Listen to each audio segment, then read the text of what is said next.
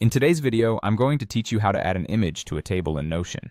Notion is a powerful tool for organizing information in a way that works best for you, and adding images to your database tables can help make your data more visually appealing and easier to understand.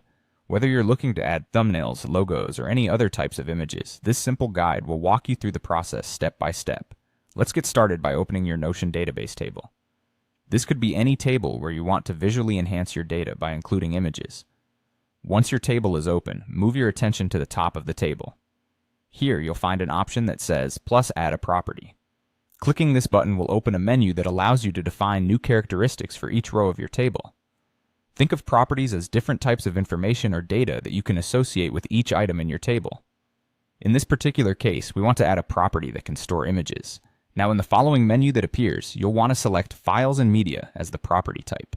This step is crucial because the Files and Media property type is specifically designed to handle files like images, videos, and documents, allowing you to integrate multimedia content seamlessly into your tables.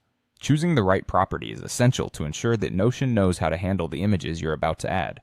Once you've selected the Files and Media property, it's time to give this new property a name. You might choose something intuitive like image or thumbnail. Naming your properties clearly and descriptively is a good practice, as it helps you and others using the database understand what kind of content each property is meant to contain without any guesswork. Now that you've added this new property to your database, you'll see a new column appearing in your table, ready to accept images. To add an image, simply click on any empty cell under the newly created image or thumbnail column. You now have a few options to choose from. You can upload an image file from your device, drag and drop a file directly into the cell, or if you have an image URL, you can paste it right in. Each method is straightforward and can be selected based on what's most convenient for you at the moment. For instance, dragging and dropping is quick for files locally stored on your computer, while pasting an image URL might be preferable for web-based resources.